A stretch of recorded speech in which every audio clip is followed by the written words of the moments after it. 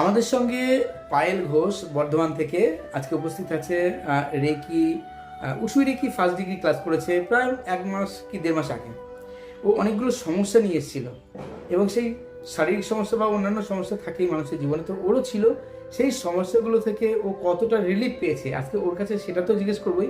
ও আজকে ওর second ডিগ্রিও complete হয়ে গেল, তো ও কেমন কি রেজাল্ট পেয়েছে রেইকি থেকে, কেন রেইকি আমাদের হেল্প করে, কিভাবে করে, সেটা ওর মুখ থেকে সরাসরি শুনে নেব।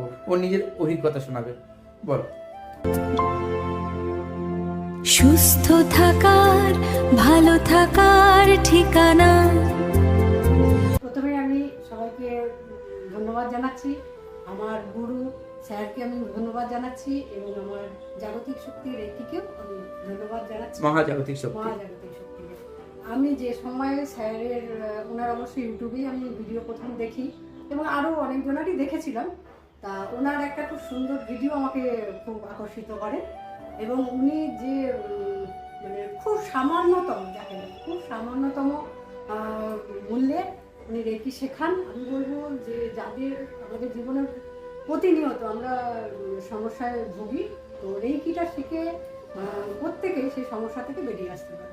তা আমি যখন আসি, প্রথম হচ্ছে আমার সিস্টের সমস্যা ছিল এবং আমি সদ্য অপারেশন হয়ে প্রায় 1 মাস মতন আমি রেস্ট নিই, আমি রেকি করি, শিখতে আসি কষ্ট করে।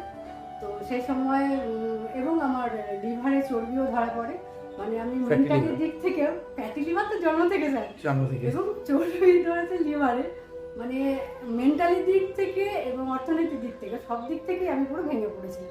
তো স্যারের ভিডিও দেখে আমি একটু আশার আলো পাই এবং রেকি আমি গ্রহণ করি স্যারের আশীর্বাদে। তো আমি 21 দিন আমি টানা প্র্যাকটিস করে আমার সিস্ট, আমি নিজেই মানে যে গাইনিক সমস্যা মেয়েদের থাকে সেটা আমার ক্লিয়ার হয়ে গেছে এবং আমার মানে অপারেশনের যে জায়গাগুলো শুকাচ্ছিল না সেটাও 7 দিনের মধ্যে আমার সেই ব্যথা অনেক কমে গেছে, শুকিয়েও গেছে, চুল ওঠা কমে গেছে, মাথার চুল ওঠা কমে গেছে, প্রচুর পরিমাণে কমে গেছে। মানে ওটাতে আমি খুবই আনন্দিত। মহিলারা সুন্দর চুলটাকে সবাই ব্যবহার করে একদম সেই কারণে। এবং আমার লিভারে চর্বির জন্য আমার পিঠ এত চুলকাতো, মানে এমন কারা কি পিঠে কাল সিটে পর্যন্ত চলে এসছে। তো সেই মানে 21 দিন ধরে, খুব বড় যদি বলি আমি 1 মাসে আমার সেই চুলকানি থেকে আমি একদম মুক্তি পেয়েছি। তা অনেক মানে এবং অনেক একটু জ্বালা পোড়া ব্যাপারটাও আমার শরীরে আমি অনুভব করতাম। তা রেকি আমার সেখান থেকে মুক্তি দিয়েছে, সেই জন্য স্যার তাড়াতাড়ি করে আমার সেকেন্ড একদম স্যার আরও বেটার। এবং মানসিক দিক থেকে আমি প্রচণ্ড এখন শান্তি অনুভব করি। মানে কেউ যদি আমাকে একটু খারাপ কিছু বলেও সেটা আমার হাসি মুখেই মনে হয় কোনো ব্যাপার না, ব্যাপারটা এরকম এখন আমার যা বলছে বলুক গিয়ে, আমার কিছু আসে না, আমাদের ইমোশনটা কন্ট্রোল হয়ে যায় পুরোপুরি। একদম স্যার একদম। এবং আমার হাঁটু প্রচণ্ড ব্যথা ছিল, মানে এগুলো নর্মালি যেহেতু আমাদের হেভি ওয়েট আছে, পাঁচ ইঞ্জিন যেটা আমার মোটাপার জন্য আছে, 5 ইঞ্জিন তো কমে গেছে। আমি স্যারের বাড়িতে আজকে সাক্ষাৎকারে মিনিমাম অনেকক্ষণ আমি বসে আছি এরকম পা মুড়ে, বসতে পারি না।